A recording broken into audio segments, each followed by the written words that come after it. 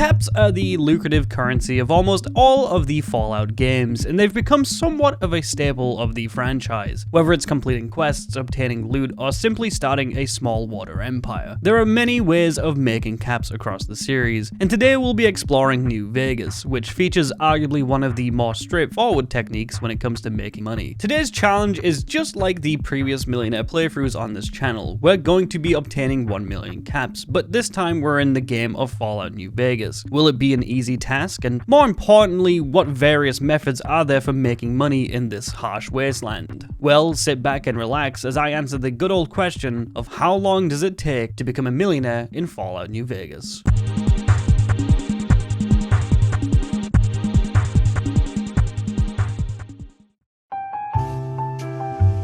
Before we begin, we are very close to 200,000 subs on this channel, and it would actually mean a lot to me if I hit that milestone before 2023. My original goal for this year was to actually hit 50,000 subs, so quadrupling that would be pretty nuts. Now, New Vegas is by far the easiest Fallout when it comes to making money. You'll see why as this video goes on, since the game definitely gives you a plethora of methods for obtaining those sweet caps. Although I did pretty much know this going into the challenge, as I actually had a straightforward plan for this video, unlike any of the other Millionaire challenges. I'm gonna obviously answer a few questions you might have though before we start. First of all, no, you can't gamble your way to 1 million caps. Each casino has a hard limit of allowed losses, and you can only actually come out with around 50 to 60,000 caps after completing all of the base game casinos. Second of all, I won't be using any cheats, glitches, exploits, nothing that makes this challenge too easy. No console commands or duplication glitches. Basically, I want this to be as painful as I can, while educating and entertaining you, the viewer, in all the interesting and various ways of making money in New Vegas. But before we get into that, let's quickly discuss today's sponsor of Naraka Bladepoint. Naraka Bladepoint is a fast-paced battle royale game that features melee combat as its primary weapon choice. The game is teeming with a variety of weapons, being both ranged and melee, and it even comes bundled with extra mobility thanks to the grappling hook system. Right now, Naraka Bladepoint is available on Xbox Games Pass and is also being sold at a 50% discount over the coming Christmas holidays, all the way up until January 5th. If you play the game between now and December 25th, you can complete in-game quests that result in you being entered into a Christmas lottery system. And just like Oliver Swanik from New Vegas, you too could win a special prize or two if you're lucky. As of today, when this video goes live, Naraka Bladepoint will be introducing its newest character named Feria Shen, whose special ability is to pilot a mech suit and absolutely obliterate her enemies. The game also features probably one of the most unique combat systems out of any game I played recently. As I previously mentioned, the game is primarily focused on melee combat, meaning you have to get up front and dirty with your enemies, resulting in some pretty awesome looking clashes that have some insane high level genius IQ moves behind it. So make sure to click the link in the description right now to try out Naraka Bladepoint at a 50% discount, and don't miss out on that Christmas lotto.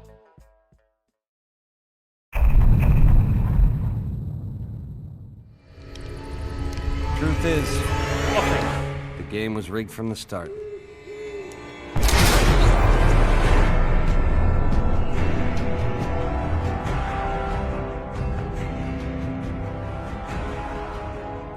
So I start my New Vegas playthrough just like any other. I talk to Doc Mitchell and then obtain my special stats, which are tailored towards strength, endurance, intelligence, and luck. Strength is important as always for being able to carry as much junk and high value items as possible. Endurance is necessary for increasing my health, but also crucial for the implants you can obtain for increasing your stats. Intelligence is key to leveling up, and that subsequently increases the leveled enemies and loot around you, which again grows profit margins. And luck, well, you guys know what luck is useful for. But before we can get into the strip to gamble our life away, we need to pass the Securitron welfare check. So we complete Ghost Town gunfight in Goodsprings and make sure to loot Joe Cobb for his stealth boy. We get a nice quick reward from the locals and waste no time heading north to the strip of Vegas. Before I travel deep into Freeside, I stop by Mick and Ralph's to obtain the sexy sleepwear to increase my luck all the way up to 10. If you didn't notice at the start of the game, I only picked 9 luck. That's because here, a quick footnote for you New Vegas players, you should never pick a special skill of 10. You can always find items or clothing or perks to reach that final threshold, especially for stuff like luck, perception, and charisma. It's always worth saving those few special skill points on other things, then maxing it out at 10 at the start of the game. Next, we pull up a quick sneaky on the Van Graffs by using the stealth boy that Joe Cobb dropped to steal all the items from the vendor. Now, you might be asking why I don't use the bathroom trick here. Well, honestly, that just takes too long and I'm quite a busy man. After ruining one of the key businesses of the free side, we're able to sell off the various weapons we gained and now possess enough caps to waltz into the strip. There's not much I can say about the next 50 minutes of gameplay. Between the 1 hour mark and the 1 hour 50 mark, all I did was gamble my savings away on the strip. Although I did manage to slip in some quick action with Benny, which is per usual at this point every time I play New Vegas. After finally being kicked from the Gomorrah, the Tops, and the Ultralux Casino, I possessed a comfy 40,000 caps. But we're not done yet. Heading back into Freeside, I walked straight to the Atomic Wrangler to destroy yet another local business by, yes, gambling away once more and winning almost every time. And we're not done yet. After this, I head straight to Prim, just south of Goodsprings, and complete the sheriff quest line there to yet again gamble and win once again. After 2 hours and 27 minutes of gameplay, I built up a small fortune of 50,000 caps. This was a really good start, but things were going to snowball from here. I then decided to make a quick stop by Novak to rinse Nobark of all of his money by beating his ass in Caravan as much as I could. Caravan is a really easy way to make passive cash in New Vegas. It just simply requires you to merely spend around 3 hours reading various guides and watching various YouTube videos to understand the basic concept of having 3 separate columns all add up to anywhere between 21 and 26, whilst obtaining 2 of the 3 possible winning columns. Also, kings will double the value of any card they're placed on, queens will reverse the playing order, and jacks will remove a card. And don't bother asking me what a Joker card does, because I genuinely don't know. And we also obtained the various snow globes of the Mojave, which turned out to be more fruitful than playing Caravan. Anyways, after 3.5 hours of gameplay, I had obtained around 73,000 caps, which is definitely the fastest start to any Millionaire challenge I've done so far. But like I said earlier, we are not done yet, and it's into Dead Money, the best DLC of New Vegas, we go.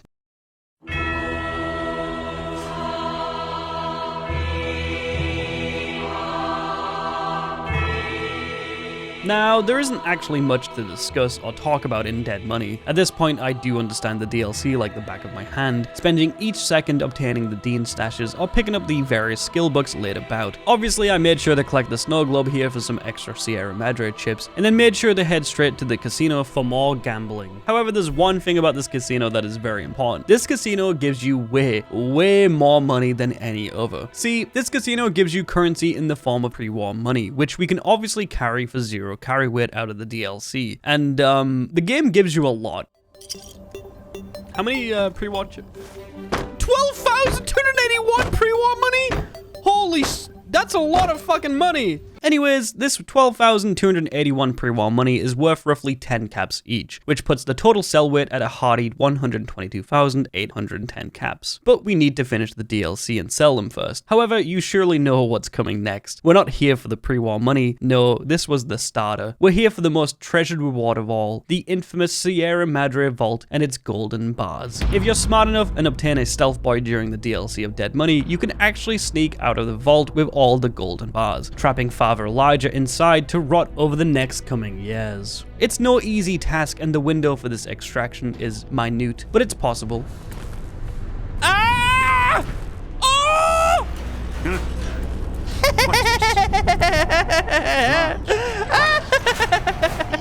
See you later, bitch.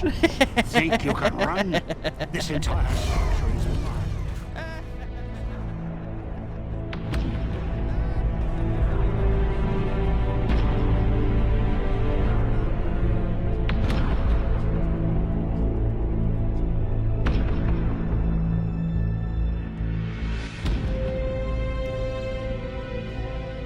And just like that, we leave Dead Money with our original 73,000 caps, 122,000 of caps worth of pre-war money, and 38 golden bars, each valued at 10,547 caps each, with a final value of 390,239. Anyways, leaving the DLC, I didn't actually need to walk across the Mojave to drop off the gold bars, as I had picked up the perk Long Haul, which lets you fast travel while still being over encumbered.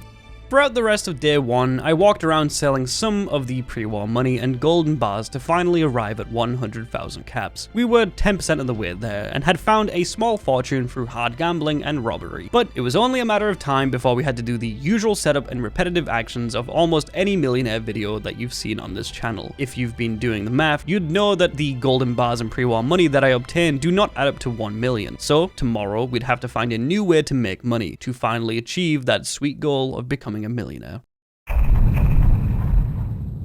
So I started day 2 off by heading straight to the boomers to do 2 things. One, we need to convince them to side with us for a specific reason later on, but more importantly the second reason, being that the boomers actually possess a thriving amount of combat armor. That's right, situated around the various bases and living quarters is a good amount of combat armor sets, which sell for around 2,000 to 3,000 caps each. And also on top of this, you can obtain some missile launchers near one of the vendors, and also Thump Thump, a unique grenade rifle found deep in the nested Nellis array. Overall, this is a quick stop for some quick cash, but also necessary for the next step in the plan. We need to side with the NCR, for one exact reason. I wanted the NCR ammunition vendor inside the dam on my side. He's one of 3 vendors in the game that sell a whole ton of ammo in bulk, and he also manages to be the easiest to obtain. We need a lot of ammunition for the DLCs coming up, as I'm underleveled and also refuse to spend my money on a good weapon from the GRA. So I convinced the boomers to side with the NCR and then head over to the dam to buy as much 5.56 and 10mm ammo possible for my 2 weapons. We have the Maria from Benny, which we received earlier during our elusive rendezvous, and the Marksman carbine, which I found at the Boomers Nellis Array generator location. You know, the place with the ants. Once I've gotten my fair share of ammunition, it's time to unlock one of the best vendors in all of Fallout New Vegas, the Sync Central Intelligence Unit from Old World Blues. Now, obtaining this vendor is simple enough. We can just head into the DLC and listen to the stupidly long conversation with the various minds of the Big MT, before heading to him and collecting his wondrous cap capacity of 14,000. But we also have to complete the DLC in order to leave and get items to sell. So I spent the next 70-ish minutes collecting all the unique weapons and armors across the DLC, and then heading straight to the final boss, where, yeah, it took quite a while to kill him, but after a good couple of minutes, we were able to move on and finish the DLC.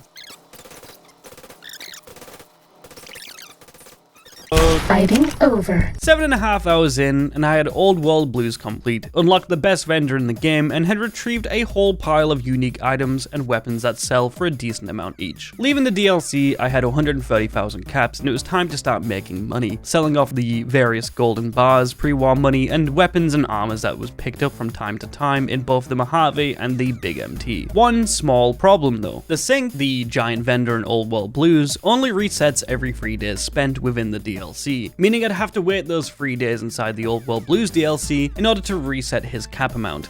Why is their inventory not resetting? Does it reset? How long does it take to reset? Why did they still have 0 caps? Please.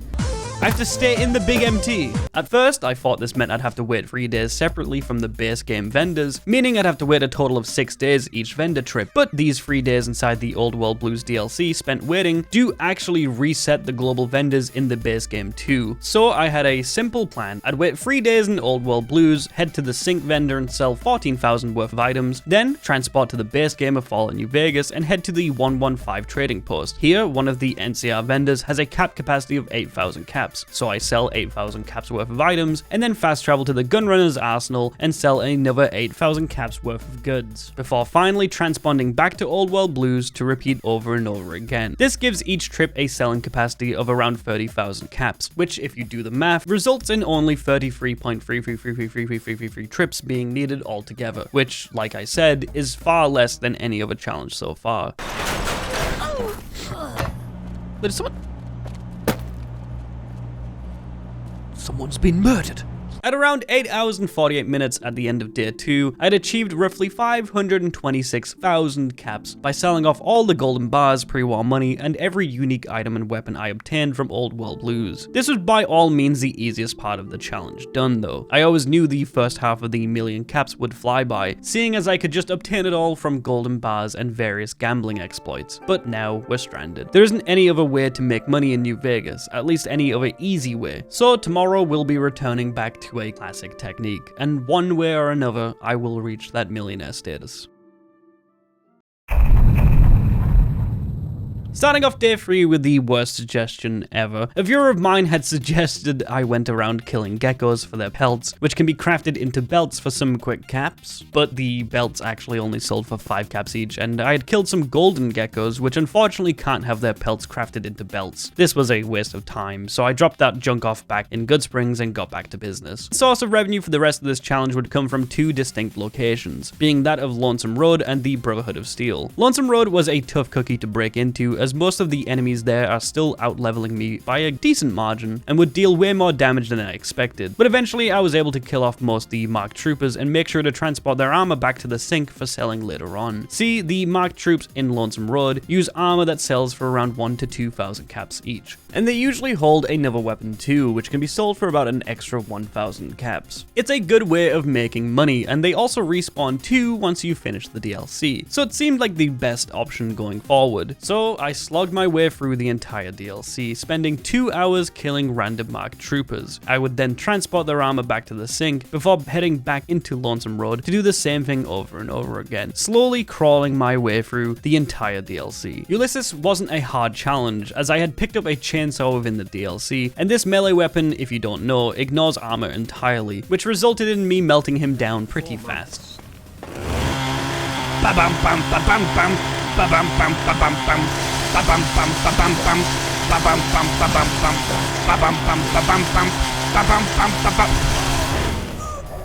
Overall, I headed back to the base game in New Vegas and began selling off the various gains I had made. It was also around this time I'd found a fun little Easter egg within Old World Blues that I actually never knew about before I started this challenge. Inside of the Lightwave Dynamics research location, there is this light show featured at the base of the location, which if you enter, actually passes 12 hours of in-game time, which is surprisingly faster than waiting for 12 hours each. So now I'd fast travel to the Lightwave Dynamics research location, walk into the light show 6 times to pass 3 days worth of time, then head back to the sink to sell off my items, which actually sped up the entire process. After around 11 hours and 40 minutes, I had sold off all my armor and weapons obtained within Lonesome Road and was trying to find a more efficient method of making money, while scouring Old World Blues for some high-level items, before I remembered that the Brotherhood of Steel actually existed in Vegas. See, as good as the marked men were in Lonesome Road, the true saviors of this run were actually the Brotherhood of Steel from the base game. If you refuse to clear them out entirely, they'll constantly respawn, all wearing high-level armor, whether that be power armor or recon armor, which both sell for a high amount. Sometimes a Brotherhood of Steel soldier or 2 will hold a valuable weapon here or there, which sells for another comfy 2 to 3k each. And on top of that, the respawned characters are all bunched together within the bunker, resulting in less time needed to farm these valuable items, unlike Lonesome Road, which has all of its enemies scattered around the entire DLC. So I then spent the next 2 hours farming these Brotherhood of Steel soldiers inside Hidden Valley, and selling off their various goods to the Sink, 115 Trading Post, and the Gunrunner's Arsenal, which finally, after 14 hours and 9 minutes, had put me at 968,300 caps. I thought to myself that I could easily make up the final 32k by selling off all my weapons, ammo, and healing items, resulting in me reaching the millionaire status in 14 hours and 18 minutes.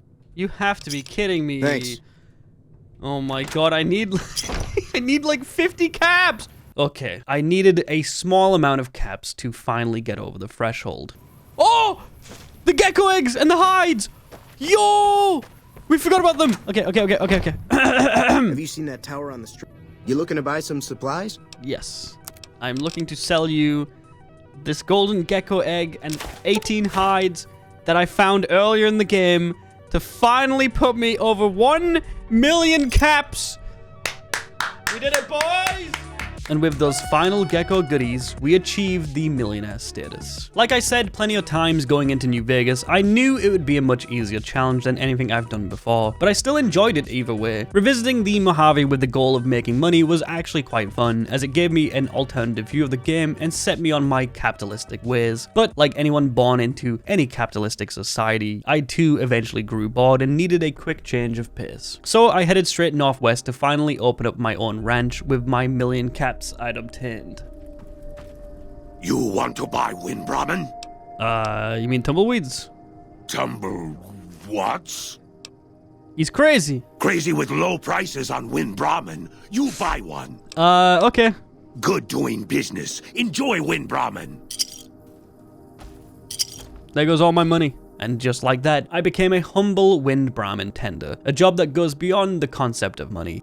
Thank you guys so much for watching. This obviously is my last video before Christmas, but it also might be my last video of 2022. This has been genuinely a mind-blowing year for me. I started this year with a sub count of 22,000, not knowing if my channel would be able to sustain uploading challenges on a bi-weekly basis. At first I thought this channel was in a bubble of some sort and would collapse midway through the year, but I achieved the 100,000 sub status in the middle of July and have carried that momentum throughout the rest of this year. I honestly don't know what to say about all of this. My life has drastically been changed this year by you guys. I've been able to move out and get my own place. I've also been able to hire and commission several people to help me in the YouTube process, whether that's in the process of making thumbnails or managing my second channel or even editing my Twitch highlights. It's been surreal. I don't know what exactly 2023 will hold for me in this channel. Starfield is releasing at some point, and I have this small series of being a millionaire to pursue, which obviously at this point, it's going to result in me leaving the niche of producing Bethesda content. I will continue to make videos on Fallout, but you might see a non-Fallout video here and there. With that being said, I hope you guys had a good year yourself. It's been a rough one on a global scale, if we're going to be honest, but I hope you took the time to focus on yourself and take the time going forward to focus on helping those around you. As always, more content to come real soon, and I'll see you guys next time. Goodbye.